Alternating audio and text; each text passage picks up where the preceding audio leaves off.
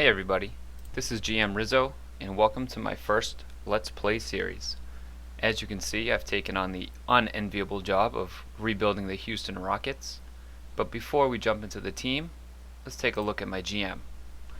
Here I am with a beautiful head of hair, 34 years old, and pretty solid across the board in my ratings.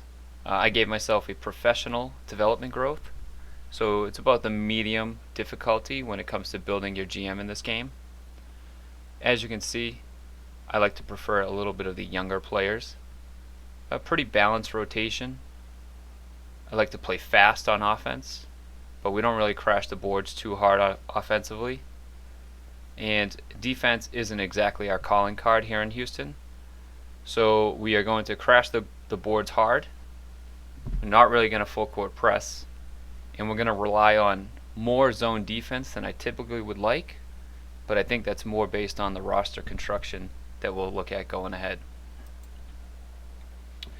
The job goals that we have here in Houston, the owner is okay with us rebuilding, and that's a very encouraging sign because that's exactly what we are doing here. We are rebuilding. One of the roster demands that this GM, the owner has actually, is to keep John Wall in Houston. When we take a look at some of the contracts and this actual roster, it should be fairly obvious to most that moving John Wall is going to prove to be pretty difficult. So keeping him on this roster should be an easy task nonetheless. So let's take a look at that roster now that we're talking about it.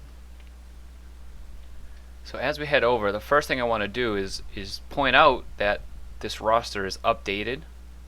This is not released by Wolverine Studios, but I do want to give a shout out to Hans Melman on the Wolverine Studio forums, who just dropped this roster as of this week. So it worked out perfectly that I was ready to stream this Let's Play series. So I'm able to get an updated Houston Rockets roster. Probably not the best thing for my career going forward. As you can notice that there is no James Harden on this team. He is in Brooklyn. So with that said, you can take a look quickly at the star ratings. We don't have very much to work with. There's John Wall, who, if we take a look, he is 30 years old. He does show some good ratings here. Should be able to score inside and out. He's by far one of the better passers in the league. Some decent handles, although I'd like my starting point guard to be a little bit better than that. After that, rebounding is pretty strong for a point guard, so I can't complain. He's going to get into passing lanes, but that defensive ability, especially on the perimeter, could leave a lot to be desired. Now, I talked about trying to move him potentially, and the owner wants him to stay on this roster, and what's going to hold us back from making that happen is this massive contract to work with. Looking at 41, 44, and 47 million over the next 3 seasons. That's going to be a tough contract to move. I would believe that I should be up for GM of the year if I were to make that happen. He does have this attacker player type badge, which should be helpful for us because he's going to have to initiate most of the offense. So if we can get him going downhill to the rim, into the paint, maybe some kick out passing to some of our 3-point shooters, we might be able to spark a bit of an offensive attack. Our next best player that's currently on the roster is the new free agent acquisition, Christian Wood. The Houston Rockets are no stranger to talented big men over the last few years, and Wood's probably the next best one in line. He shows a solid scoring ability inside and out. He will play defense, unlike most everyone else on this team. He can draw some fouls, which is always huge, but that rebounding leaves a lot to be desired, especially if he's slated to be our starting center. At 6'10", 214, he's a little undersized as well. So that's a huge reason why we're going to be looking at playing a lot of zone defense this year. We need to do some gang rebounding because individually we are not the most talented rebounding team or defensive team at that. We have one other player that I see as a potential, not truly a building block, but someone who should be a nice piece to keep around, which is Kevin Porter Jr. As we may know, he got cut by the Cavs this year, and the Rockets took a chance on him and signed him. In real life, he's kind of flourished a bit there, although he is a bit erratic, and I think we'll see a lot of that here as well in this sim. He's a talented inside shooter, mid-range, pull-ups, get to the rim. He should be able to stretch it out to 3 a little bit and in the mid-range. Solid free throw shooter, but you would think a scorer would be a little bit better on the line. But man, that defensive rating is brutal. For someone who is slated as a combo guard in real life, that ball handling and passing skill leaves a lot to be desired. Though it does show he has some untapped potential, so maybe there is some growth there. So while he's not a true building block, he's someone who we are going to turn the keys over to when John Wall is not in the game and see what he can make happen. One trade candidate I do have here is Eric Gordon.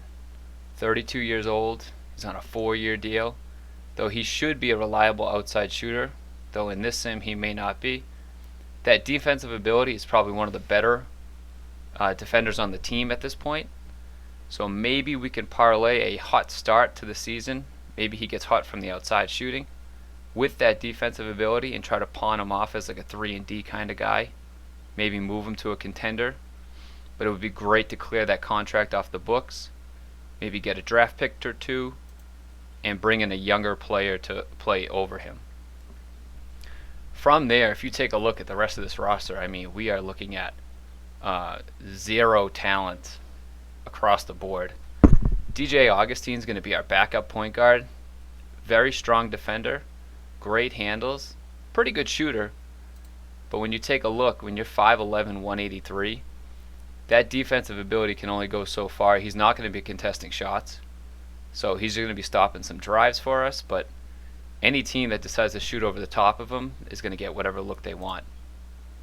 Avery Bradley's a pretty strong defender as well. Pretty good jump shooter to go with it. On a reasonable contract, 2-year deal, $5.9 million. He's another candidate, someone we should be able to look to move to a contender. Maybe grab an early second-round pick for him. A little bit of cap relief in the second year would be great too.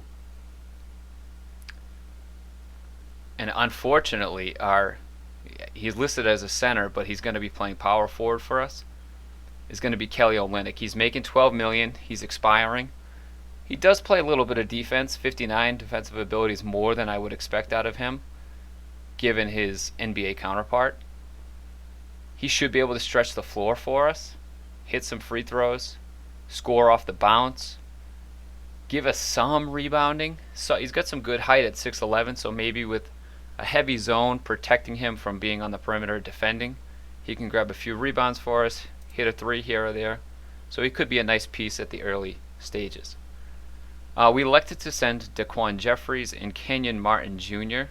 to the D-League to start, but as we clear some space on this roster, I have a feeling we might call them up, see what they can do, given some minutes on the big team.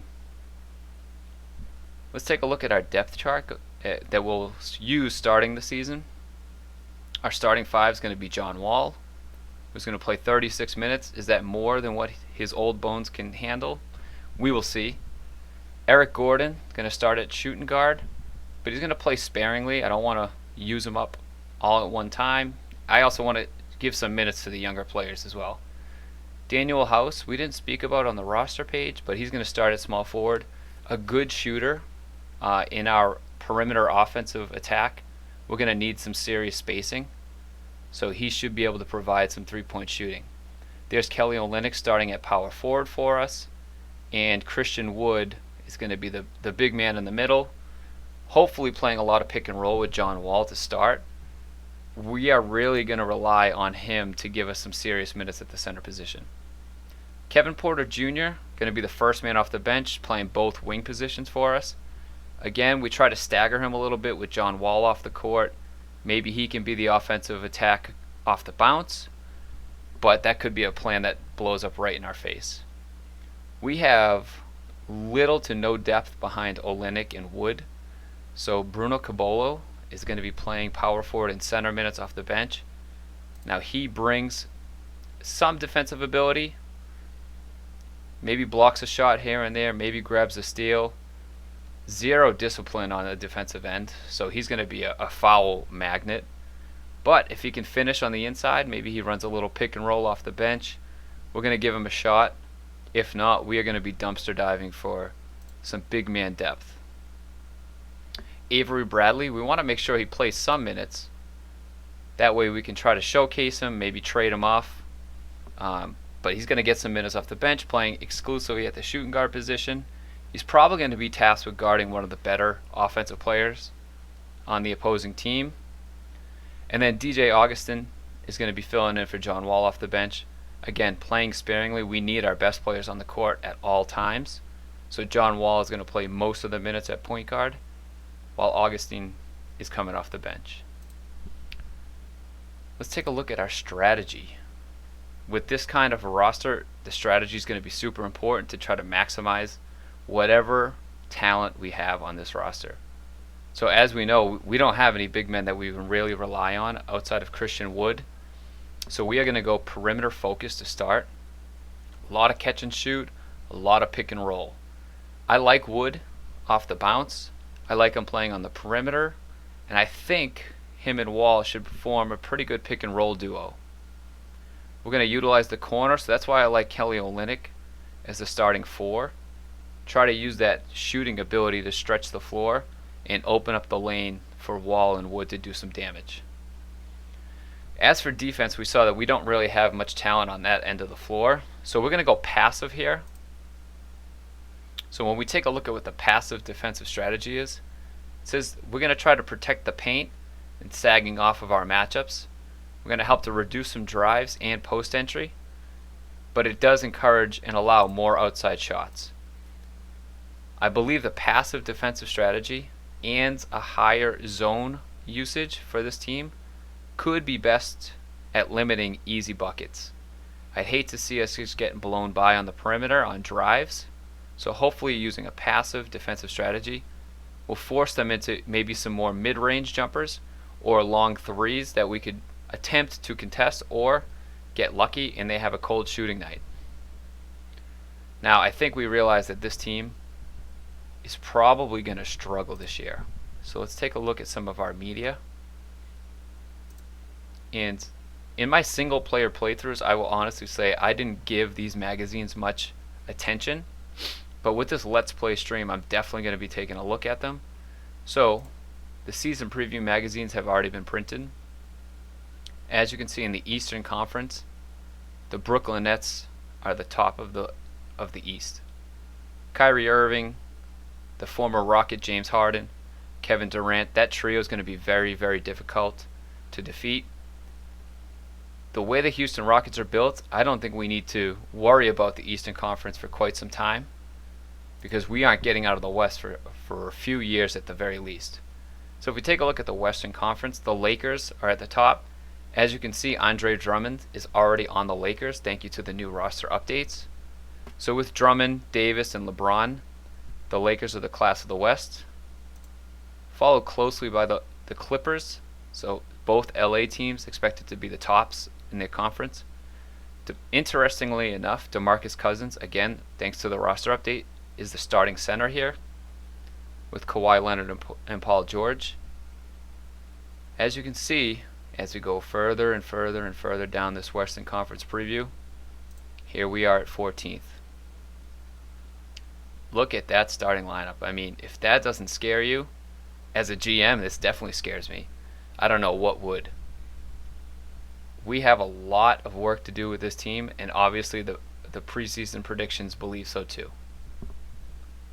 So if we're expected to finish 14th in the conference, we're going to be pretty poor this year.